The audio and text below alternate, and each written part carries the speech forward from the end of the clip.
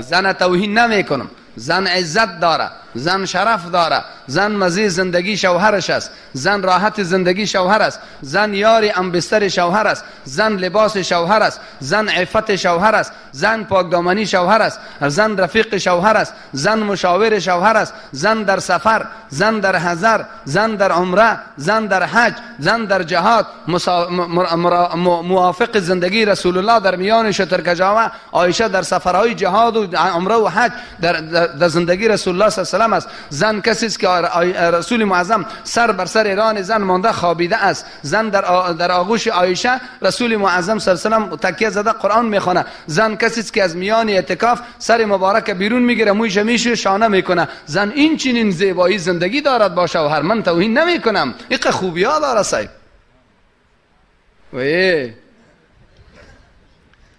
این رقمی خود نمیشه چهره های خشین عبوسن قمطری را. این چهره های خشین دائم الغضب میشناسین؟ دائم الغضب خو میشناسین؟ اون رقم دائم الغضب است. این رقم خو نیست. دنیا برای ما حقوق زن یاد میده. عفت و عزت و زیبایی زن خود در دین اسلام عزیز است. در دین کیست؟ اسلام عزیز. حقوق سعی کالی از زن بالای مرد. خوردنی زن را کی تهیه کنه؟ نوشیدنیش کی تهیه کنه؟ مسکن خانه زندگی به حد ضرورت کرایی هر رقمش کی تهیه کنه؟ لباسش کی تهیه کنه؟ بگونی وقتی که حج میره کی ببردش؟ مرد. وقتی که بازار بیمار است کتی کی میره؟ مرد.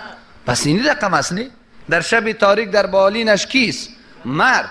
پس از این خاطر این حقوق را حق مسلم خانم است که از شوهر مطالبه جماع بکنه. حق مسلمش است. چیزش است بگونی اگر کار خانه را رسیدگی نمیتوانست مزدور بگیره، پیسه مزدور کی بده؟ اگر یک تا کافی نبود دو تا را بگیره، پیسه مزدور کی بده؟ مرد. همین حقوق مسلم کیست؟ بگونی حقوق مسلم زن بالای کیست؟ مرد. از مرد بالای زن چیست؟ حافظات للغیب است. در غیاب شوهر حفاظت مالشه، خانهشه، اولادش، زندگیش، عفتش، ناموسش، کل چیزش نگاه کنه، دولتش. و کسی را که شوهر اجازه نمیته به دیدن و رفت و آمد بالکل اجازه نیست. اجازه نیست. دگب میرسی یا نمیرس. این حقوق کی است؟ مگر حقوقی را که دنیای امروز دادن پس افگنده مواشی را تپک سری کی میسازن؟ بگونی تو چوب و بتر از کو در کله کی میارن؟ چلتا مال دوشیدن و قروت و شیرش سری کی میسازن؟ زن. و گوی شیرین علف و بد و بلاش سری کی میکنه؟ زن. کنجاله گوی قلبر سری کی میته؟ زن. کالای بیادر و کاکا و ماما و ننو و دیگر سری کی میشه؟ زن. این حقوق را اسلام سر زن نمونده. این حقوق را تو کشیدی. این حقوق سر زن نمونده. بیخی بیغم باش. نگب نمیرسی. میرسی یا نه؟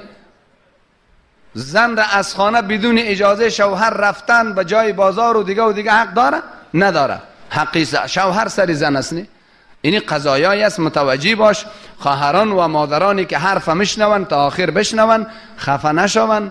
ما به دفاع از حقوق زن ها عرض اندام کردیم، نه به خرابیایی که دنیا به نام حقوق زن آورده. حقوق زن من نیست.